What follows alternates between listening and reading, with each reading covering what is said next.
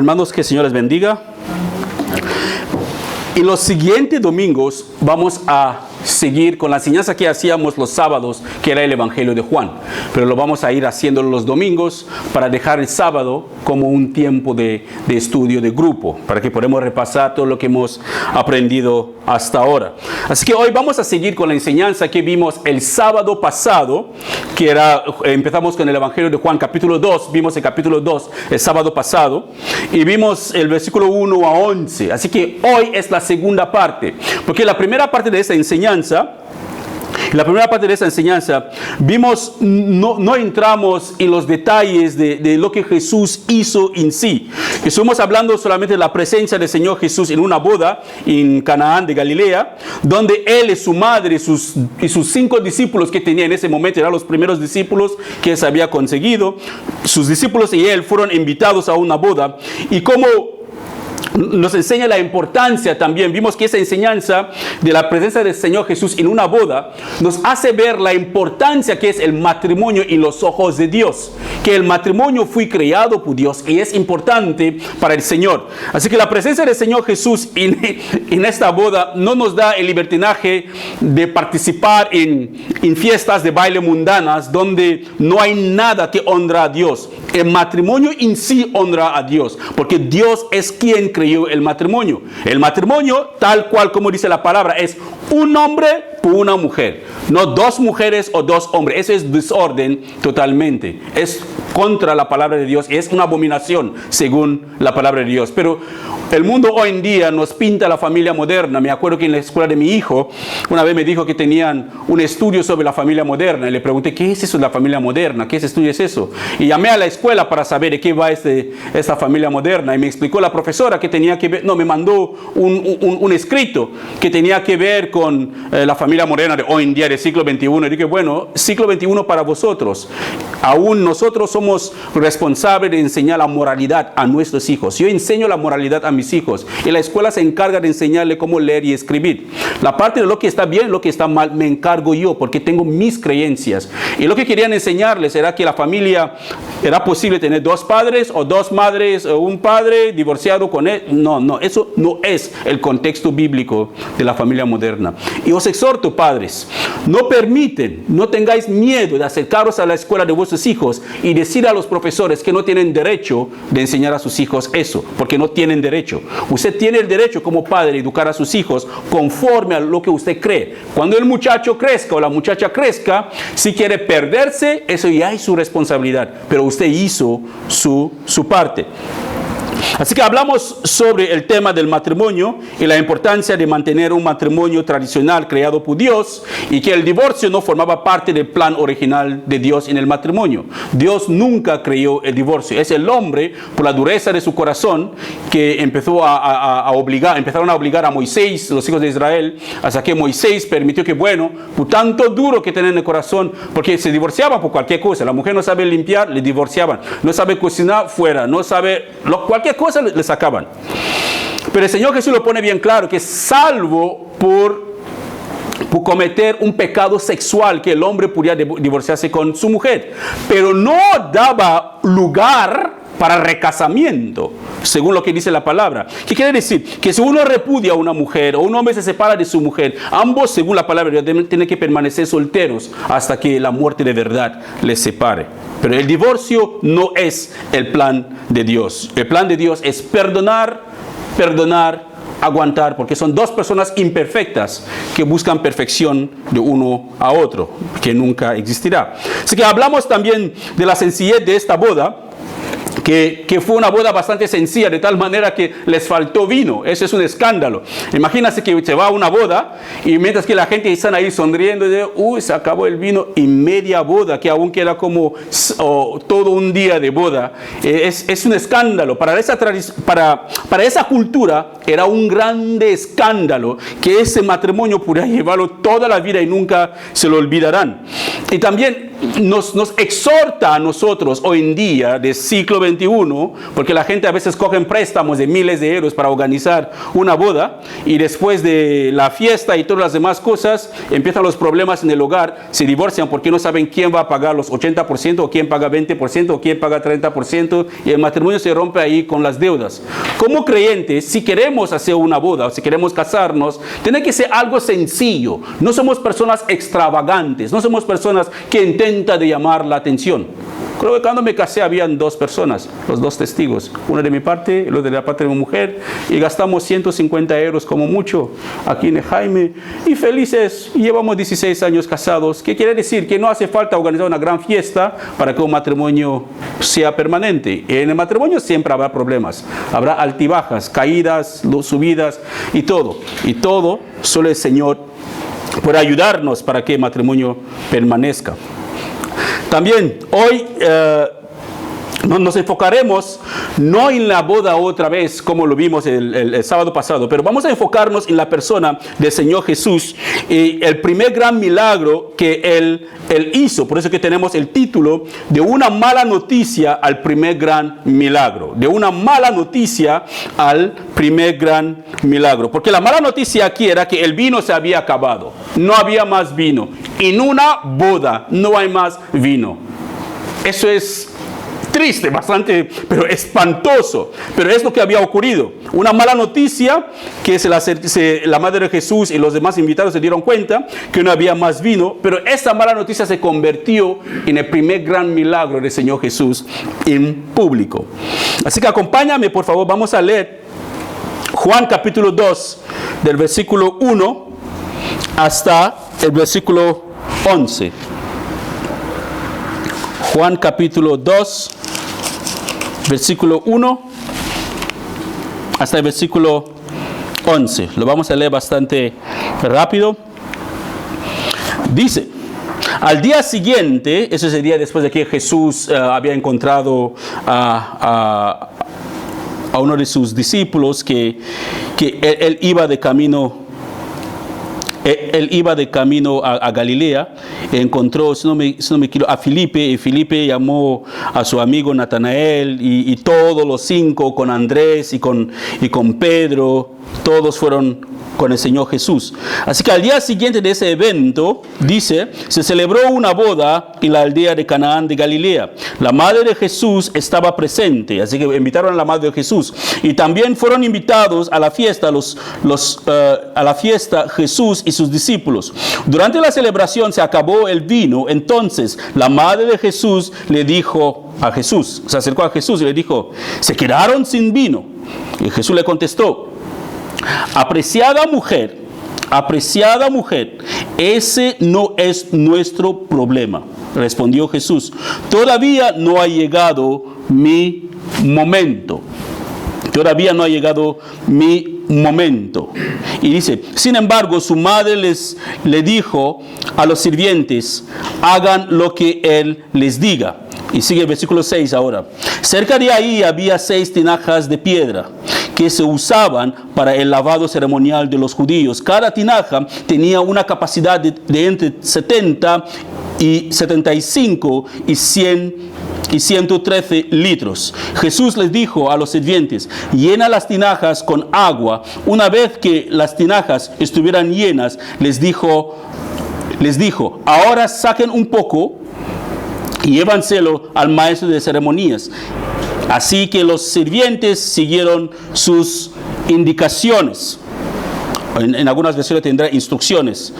Cuando el maestro de ceremonias probó el agua que ahora era vino, sin saber de dónde provenía, aunque por supuesto los sirvientes sí lo sabían, no solamente los sirvientes, los discípulos también, y la madre de Jesús, dice, mandó a llamar al novio. Un anfitrión siempre sirve el mejor vino primero, le dijo, y una vez que todos han bebido bastante, comienza a ofrecer el vino más barato. Pero tú has guardado el mejor vino hasta ahora. Esta señal milagrosa en Canaán de Galilea marcó la primera vez que Jesús reveló su gloria y sus discípulos creyeron en él. El versículo 12 en esta parte termina diciendo que después de la boda se fue unos días a Capernaum con su madre, sus hermanos y sus discípulos. Ahí vemos que María tuvo otros hijos, no solamente Jesús. Si lee el versículo 12 que no aparece en la pantalla.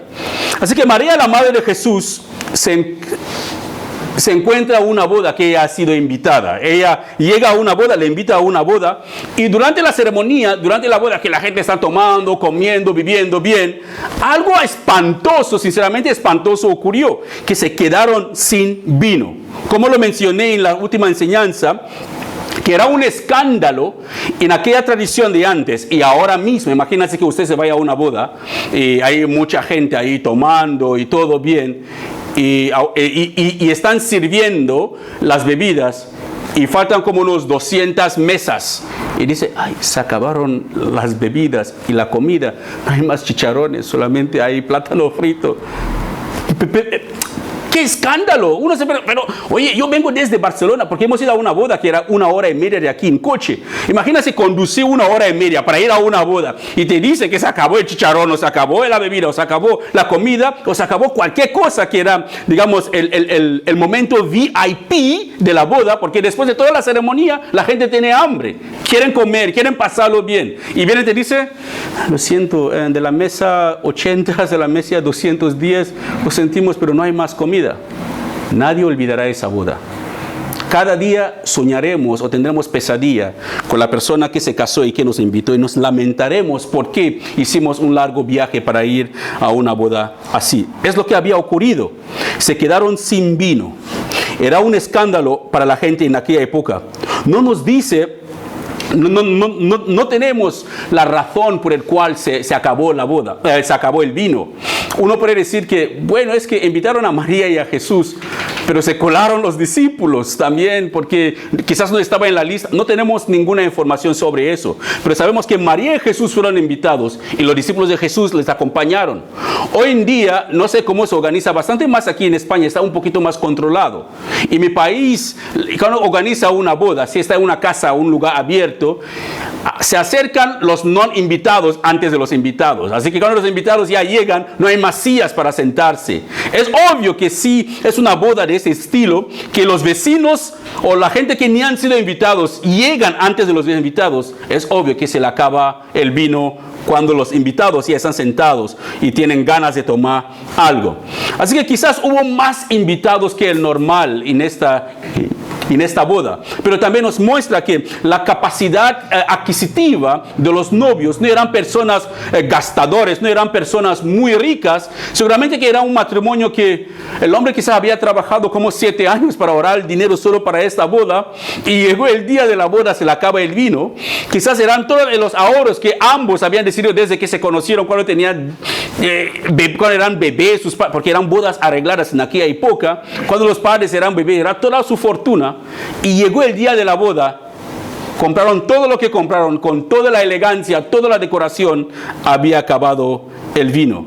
Pero una cosa también que aprendemos aquí es que María, tomando la iniciativa de hablar con Jesús sobre el vino que ya no había, demuestra que María conocía a los novios, que ella era familiar de ellos, porque ninguno de nosotros iremos a una boda donde no nos han invitado, bueno, que solamente nos han invitado y no conocemos mucho de la persona y nos vamos ahí organizando. Creo que habrá hermanas aquí que son muy serviciales, que cuando van a las bodas seguramente que se convertirán más para servir, que es algo que me encanta hacer cuando estoy en una boda, servir a las demás personas.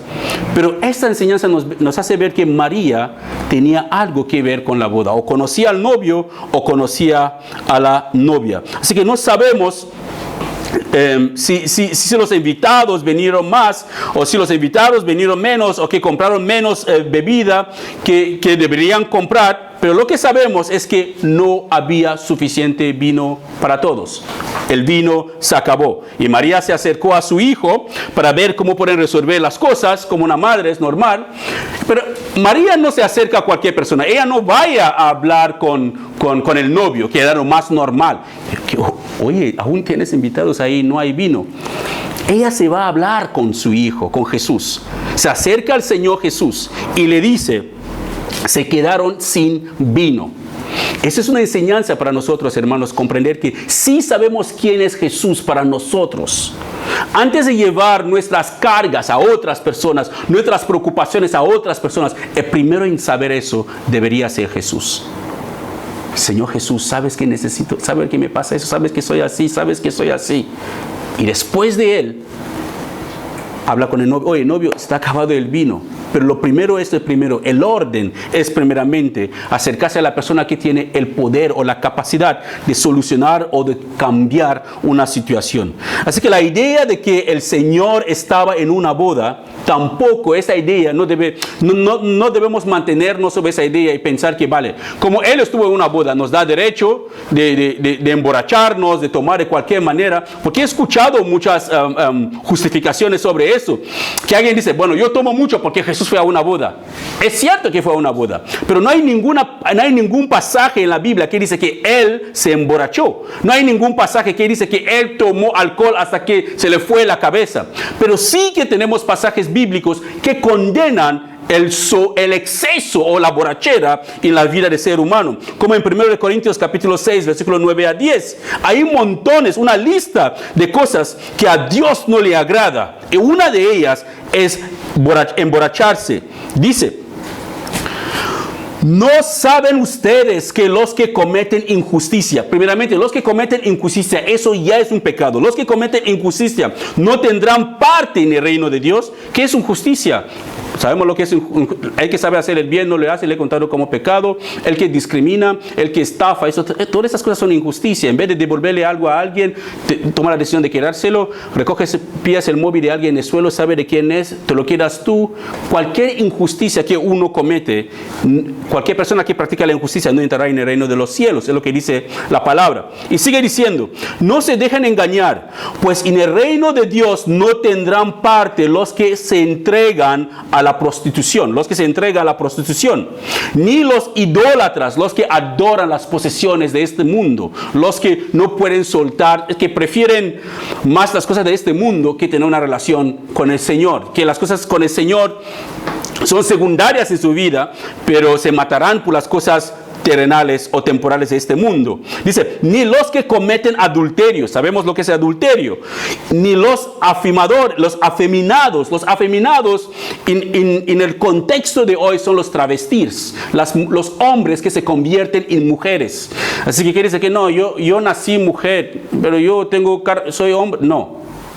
Dios creó hombre y mujer. Dios no se equivocó cuando creó un hombre. Así que dice que los afeminados, que son los travestis, ni los homosexuales, ni los que roban, ni los ávaros, ni los borrachos, ni los maldicientes, ni los ladrones. Esas personas no entrarán en el reino de los cielos. Así que podemos ver aquí que teniendo al Señor Jesús en una boda, no nos da libertad de emborracharnos o de vivir una vida promiscua que a Dios no le agrada. Así que emborracharse es un pecado y es condenado por el Señor. Así que el Señor Jesús le contesta a su madre así que: oye, hijo, se le agotaron el vino, porque no le llaman ni hijo, solamente que se le agotaron el vino. ¿Y cuál fue su reacción?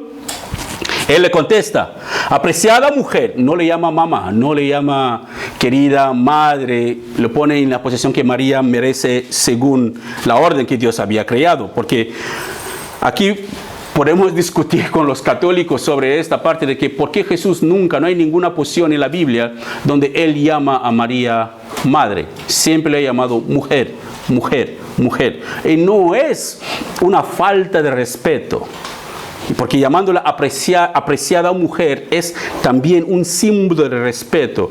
Pero en mi cultura, llamas a tu madre mujer, perderás quizás tu mejilla derecha, porque te van a dar, ¿sabes? Dependiendo también de la cultura en la cual uno se encuentra, puede ser una falta de respeto, pero en su cultura eso no era una falta de respeto, porque Él le dice: apreciada mujer.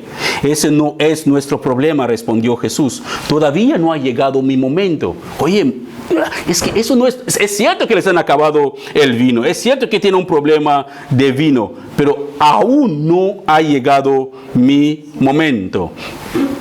Pero Si analizamos el contexto cultural, como les he dicho antes, de esta declaración de parte del Señor Jesús, es totalmente correcto, es totalmente aceptable de llamar a María, apreciar a mujer o llamarla mujer.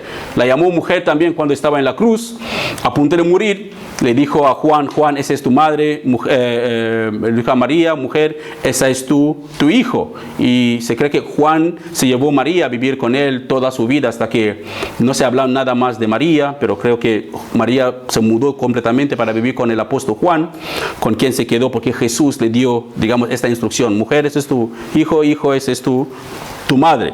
Así que en ninguna parte en la palabra podemos ver cómo el Señor Jesús llama a María en sí madre. Así que Jesús en su ministerio público, no solamente Él era el hijo de María, Él no solamente era el hijo de María, como lo podemos ver en la Biblia.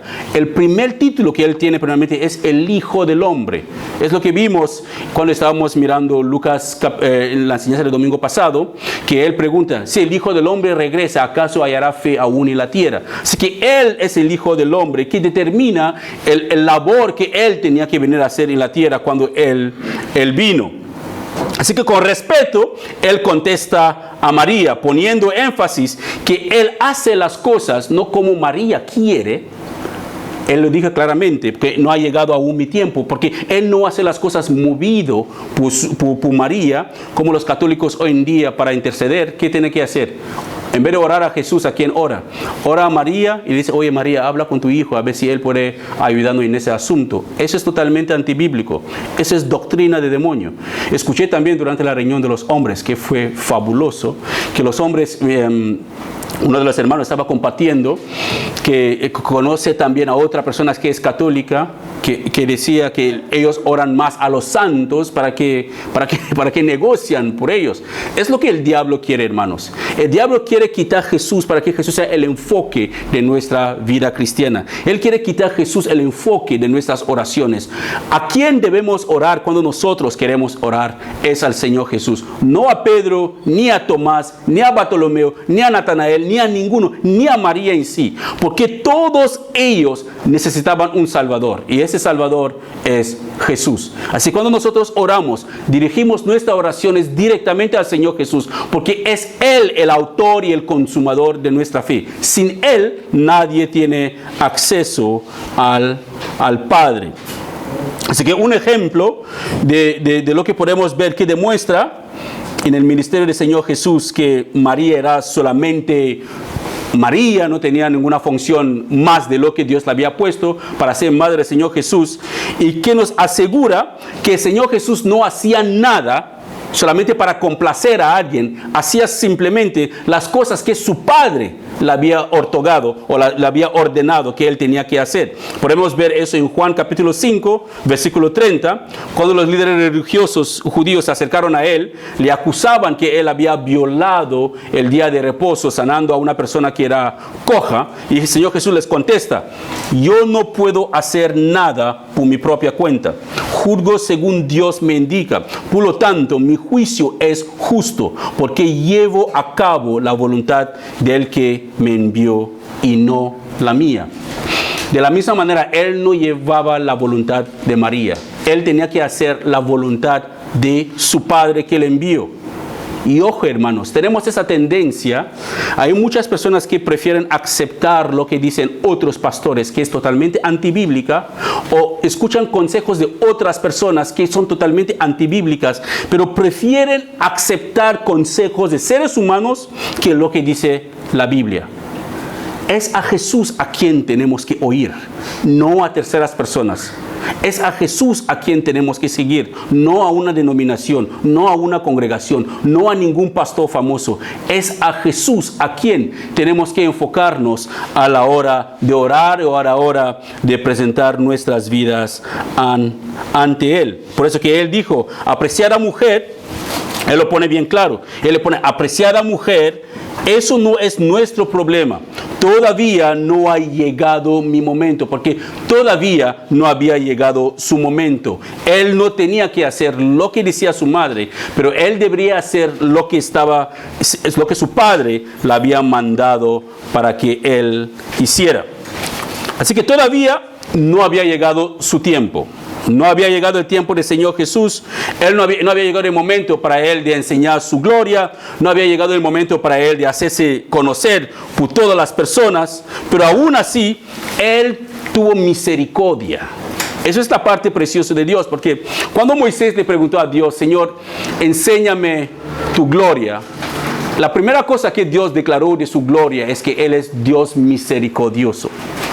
Así que no estamos sirviendo a un Dios tirano que tiene como un bastón esperando a ver cuando uno peca y le golpea. No, estamos sirviendo a un Dios misericordioso, un Dios que comprende nuestras debilidades. No las comprende solamente porque Él es Dios y sabe todo, las comprende porque Él se hizo hombre. El Señor Jesús se hizo hombre, tal como dice la palabra, y fue tentado como nosotros en todas las áreas, pero no pecó. Así que tenemos a alguien que comprende nuestras debilidades, que cuando uno ora, sabe muy bien que Dios entiende sus debilidades. Así que no es cualquier persona que no entienda, que no siente lo que usted siente, pero es un Dios que entiende sus debilidades. Pero aún así, Él tomó la decisión de hacer lo que su madre le pidió. Tomó la decisión de hacer lo que María le pidió. Le dijo a los sirvientes que estaban ahí para que llenara las 6 tinajas que estaban las tinajas vacías. Esas tinajas, nos dice la palabra, que eran para los ritos judíos, porque antes de que un judío entrara en su casa después de haber caminado, se lavaba los pies, se lavaba las manos antes de comer. Así que eran para los rituales que ellos tenían. No sé si vosotros lo tenéis, es una costumbre de sus países, pero en mi país también hay como una forma de respeto de que cuando cuando vivía con mi abuelo y con mi tío que falleció, cuando llegaban nos sentábamos a sus pies, quitábamos sus zapatos, y cogíamos un guacal lleno de agua, que parece agua fría o tibia, poníamos sus pies ahí, lo lavábamos y después lo secábamos, como el Señor Jesús hizo con sus discípulos el día de la última cena que Él tuvo con ellos. Fue como una forma, para nosotros es una forma de respeto, de demostrar nuestro respeto hacia nuestros mayores. Pero aquí los judíos lo tenían como una forma de tradición, que cuando una persona andaba con sus sandalias, como una forma de purificación, ellos deberían lavar sus pies primeramente antes de orar, deberían lavar sus pies antes de entrar en la casa, deberían lavar sus manos antes de comer. Así que esas tinajas de agua estaban vacías, dice que eran bastante grandes y estaban llenas de agua en su momento, pero ocurrió que en el día de la boda, ninguna de esas tinajas de agua tenía agua dentro. Así que podemos ver que el Señor Jesús no dijo, tráiganme las tinajas vacías y voy a hacer un milagro para que se llene de vino. Él usó lo que había para hacer un milagro. Mi pregunta es, muchos de nosotros que estamos aquí seguramente que deseamos un milagro de parte del Señor en nuestras vidas. La pregunta es, ¿qué haces para que Dios haga lo que tiene que hacer en tu vida? Es como una persona que busca trabajo. ¿Solamente oras y te quedas en casa buscando trabajo? ¿O sales fuera poniendo currículums y preguntando? ¿Qué haces? Dios usará lo que tú tienes para traer gloria a su nombre. No hay comida para el vago. Si queremos que Dios obra en nuestras vidas, tenemos que confiar en Él mientras que actuamos. Pablo dijo que Él se esforzaba, Él hacía todo lo que debería hacer con el poder de Dios que obraba en Él. Así que si yo quiero que Dios haga algo en mi vida, me pongo mi vida en disposición, pero tengo que seguir haciendo lo que deseo que Dios haga en mi vida. Esa disposición de mi vida, de mi tiempo, de mi esfuerzo, el Señor lo puede bendecir para su honra y para su propia gloria. Pero si yo deseo algo de Dios y no hago ningún esfuerzo, me siento en casa, Señor, quiero un trabajo, ¿qué me va a llamar si nunca he dejado algún currículum en alguna parte? Cualquier cosa que necesitamos de Dios. Si quiere que Dios abre puertas, ¿qué estás haciendo para que Él abra una puerta en tu vida? ¿Estás viviendo de cualquier manera? ¿Estás viviendo a tu manera? ¿O estás actuando de la manera que Él puede usar lo que tú tienes para bendecirte? ¿O puede usar lo que tú tienes para magnificarlo? Había tinajas de agua ahí vacías. El Señor Jesús usó lo que el novio tenía en su casa para hacer este milagro creativo delante de toda la gente. Así que Él pudo haber hecho el milagro de otra forma. Él pudo haber transformado las tinajas de agua de otra forma. Él hubiera dicho a los sirvientes, cogen los vasos vacíos y y va pretendiendo que estás llenando y saldrá vino. Él pudo haberlo hecho de cualquier otra forma, pero él les dijo claramente cómo tenía que hacerlo. Llenarlo con agua, lo que ellos tenían, para hacer el milagro que él tenía que hacer, para demostrar no solamente a sus discípulos, pero a la gente que estaban como los sirvientes y a su madre, que él era Dios. Como norma en las bodas, se servía el buen vino primero. No sé si lo hacéis también vosotros, porque en mi país tenemos algo que se llama el vino blanco, que es vino de rafia, de palma. La palma que viene en, creo que el aceite de palma, ¿sabe? Así que cuando se quita las nueces del aceite de palma, se tira el palmero en sí en el suelo, le deja como unos 3 o 4 días que se repose en el suelo, totalmente desconectado del suelo, se reposa unos 3 o 4 días y después vienen, limpian la punta de la palmera, limpian la punta de la palmera de tal manera y de tal manera que se vuelve como totalmente transparente y blanco, y después empiezan a gotear un líquido de esa misma palmera. Así que los campesinos ponen como un jarrón ahí para recolectar todo ese líquido. Ese líquido es vino de palma. Es muy rica, es muy dulce cuando acaban de producirlo. Pero si pasa 3 días, 4 días, 5 días, empieza a fermentarse y se vuelve duro y ácido. Que cuando lo tomas, puedes tomar una copa así, ya olvidas dónde tú vives. Pero cuando aún está fresco, tomas una copa, ya sabes dónde tú vas. Tomas 2 copas, aún está fresco, porque no contiene mucho alcohol. El azúcar, hay una catalización, el azúcar se mezcla con bacterias con el tiempo y se convierte en alcohol y se vuelve muy fuerte. Entonces, lo que pasaba es lo mismo que ocurre con los vinos también. Los vinos normales, el vino recién hecho no contiene mucho alcohol, pero el vino que ha pasado, que ha dormido o que se ha reposado durante un tiempo, ese vino con el tiempo se vuelve alcohólico. Entonces, en una boda en aquel tiempo, el vino malo, dice, vamos a leerlo para que lo comprendamos mucho mejor. Dice el versículo 9, eso es Juan capítulo 2, versículo 9. Juan 2, 9. Dice, cuando el maestro de ceremonia probó el agua que ahora era vino, sin saber de dónde provenía, aunque por supuesto los sirvientes sí lo sabían, mandó a llamar al novio. Y dice, un anfitrión siempre sirve al mejor vino primero, le dijo. Y una vez que todos han bebido bastante, comienza a ofrecer el vino más barato. ¿Qué quiere decir? Que cuando empieza una boda, el buen vino, que es el vino recién hecho, que está aún fresco, que hay poco alcohol, se le dan a la gente porque hay bastante cantidad. ¿Sabe? Hay bastante cantidad. La gente va bebiendo. La boda puede empezar sobre las 3 de la tarde. Ya que a las 6 de la tarde la gente ya está...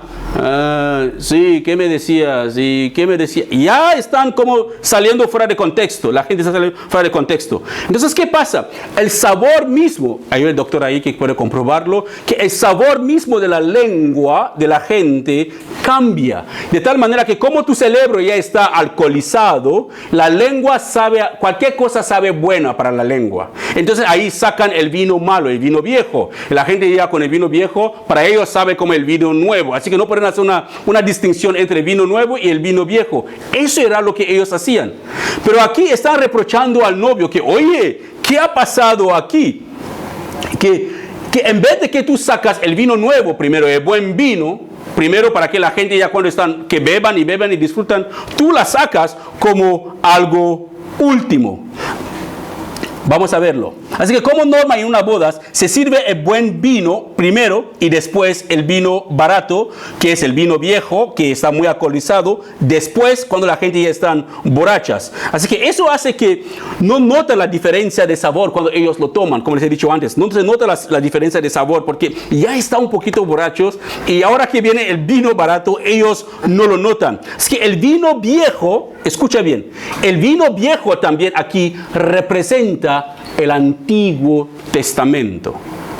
El vino viejo aquí en sí representa el Antiguo Testamento. ¿Qué quiere decir? Que aquí era el fin del Antiguo Testamento.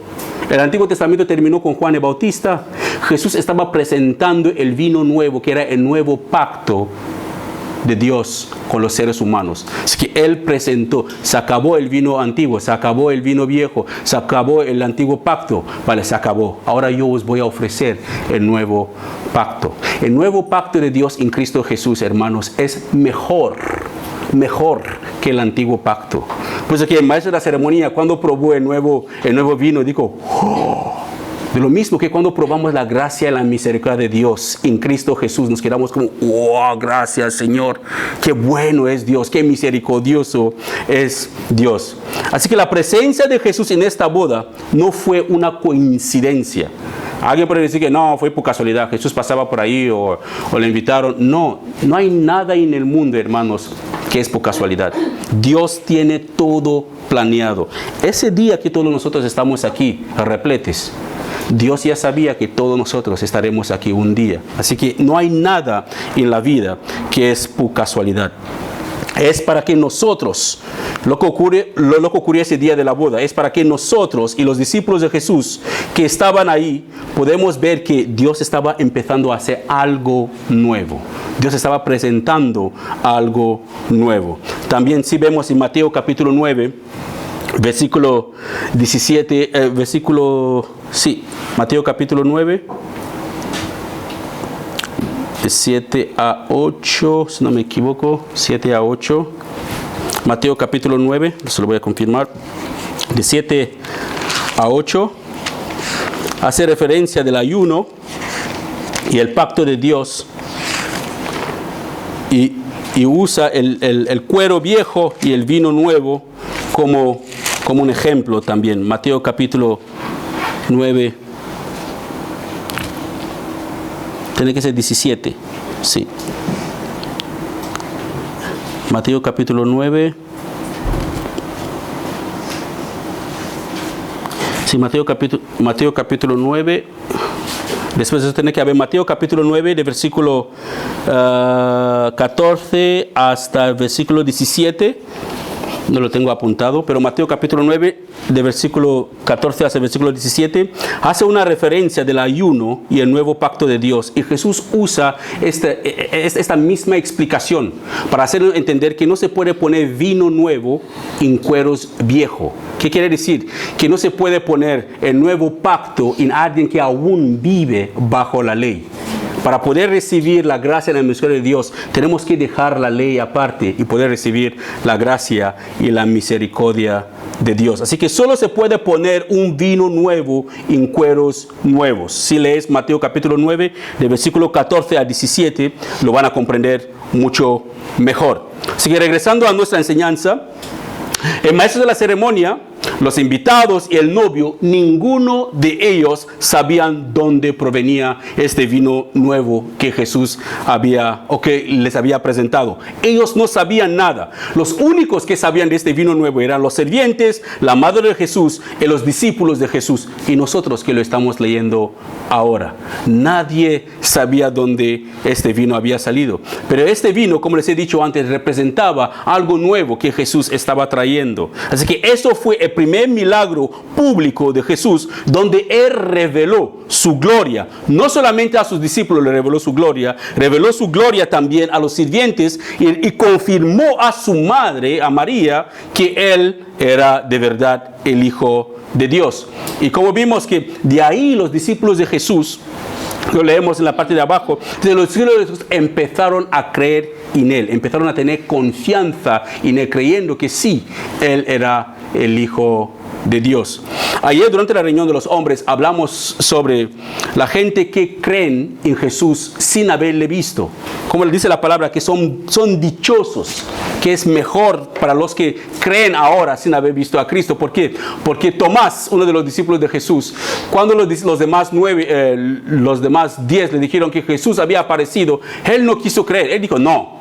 Yo solo voy a creer cuando pongo mi dedo ahí en la llaga que está cerca de su costilla o toco el dedo de su mano donde le perforaron. Si yo no lo veo, no lo voy a creer. Y poco después de hacer esa declaración, el Señor Jesús aparece y le dice, Tomás, toca. ¿Por qué tienes que ser tan incrédulo? Toca, aquí está mi costilla, toca. Aquí están mis manos, toca. Y Tomás se arrodilló y adoró al Señor. Y ahí el Señor dijo algo que para nosotros es una gran bendición. Dice, dichosos o bendecidos son los que creen sin haber visto. Así que bendecidos somos nosotros, que creemos en lo que Jesús hizo sin haber visto a Jesús. Bendecidos somos nosotros, que nunca hemos visto a Jesús físicamente, pero sí que creemos lo que la Biblia habla de Él. Sí que creemos el don de Dios en Cristo Jesús. Sí que creemos que hay salvación si nosotros ponemos nuestra fe en Cristo Jesús. Somos más bendecidos que los mismos discípulos de Jesús que estaban ahí. Así que terminando, Jesús nos demuestra que Él puede cambiar circunstancias de la vida. Que puede haber momentos en tu vida que piensas que se acabó las cosas, porque en una boda termina el vino, bueno, se acabó la boda, la gente tiene que ir yéndose. Pero Jesús puede transformar esas circunstancias en algo totalmente nuevo para traer gloria a su nombre. Aunque la gente ya te etiquetaron, si Jesús aún no te ha etiquetado, aún tienes el aliento de Dios en ti, créeme, hay una esperanza para ti. Jesús aún no ha terminado su obra y ninguno de nosotros. Somos como edificios que aún están en obras. La gente puede verte y decir, no, eso es un caso perdido. No, eso nunca cambiará. Lo mismo, repite cada vez. Pero mientras que Jesús no ha dicho, se acabó, aún no se ha acabado. Es Él el autor y el consumador de nuestra fe. Es Él quien obra en nosotros. Él lo hace para su propia gloria y honra. Así que hay una boda final, que en esa boda nunca acabará el vino. Y esa boda será una boda donde todos que creen en el Señor Jesús serán invitados. Y esa boda no será aquí en la tierra, será una boda celestial, donde el vino nunca se acaba. Será el mejor vino del mundo, donde todos los que esperan y creen en Jesús se sentarán en la mesa con Él y tomarán y beberán y comerán y festejarán con Jesús para siempre. Y esta boda lo podemos leer en Apocalipsis 19, de 7 a 8, que dice, alegrémonos y llenémonos de gozo y démosle honor a Él, porque el tiempo ha llegado para la boda de Cordero y su novia se ha preparado. Y la novia de Cristo es la iglesia, que la iglesia se ha preparado. A ella se le ha concedido vestirse de lino fino, que es pureza, y pura lino fino, de lino blanco y puro de la más alta calidad. Pues el lino de la más alta calidad representa las buenas acciones del pueblo santo de Dios. Así que hay una boda para todos nosotros, hermanos. Todos nosotros sentados aquí, hay una boda que nos espera.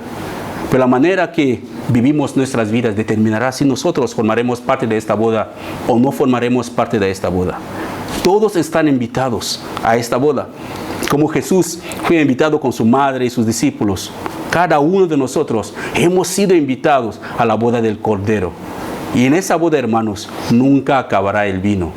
Estaremos en total felicidad en la presencia de nuestro Dios. Hoy es el día que cada uno de nosotros tiene que tomar la decisión. Se acabó el vino en la boda de Canaán. Jesús hizo el milagro. Vino nuevo ocurrió, existió del agua, de la nada. La gente bebieron y se quedaron asombrados. Pero hay otra fiesta, hay otra boda que nos espera a todos, a cada uno. Y me gustaría que esta misma iglesia, todos nosotros, estuviéramos ahí en esta boda. Nos sentemos codo por codo y festejámonos con el Señor. Pero eso no puedo decidir por nadie. Cada uno tiene que tomar la decisión de si acepta la invitación para esta boda o la rechaza. Pero si la aceptamos, nunca nos arrepentiremos de haberla aceptado. Pero si la rechazamos, somos los únicos perdedores. Que Dios nos ayude. Amén. Padre, gracias por tu palabra, porque tu palabra es verdad. Gracias, porque en esta boda de Canaán tú demostraste tu poder a través de tu Hijo. Convertiste agua en vino. Qué asombroso. Aunque hay muchos falsos profetas que han intentado imitar ese milagro, es único tu milagro, porque tú eres Dios único. Nadie puede hacer las cosas que tú haces. Solo tú puedes hacer las cosas que tú haces. Nadie puede compararse a ti, Señor, porque solo tú eres Dios, el único verdadero Dios. Gracias por tu palabra. Ayúdanos a permanecer en ti, Señor, hasta ese día de esta boda celestial con el Cordero de Dios. Que cada uno de nosotros estemos ahí, festejando con Cristo, nuestro Redentor, y llevarnos puesto este lino fino de alta calidad, totalmente blanco. Oh Padre, ayúdanos. Te lo pedimos en el nombre de Jesús. Amén. Amén.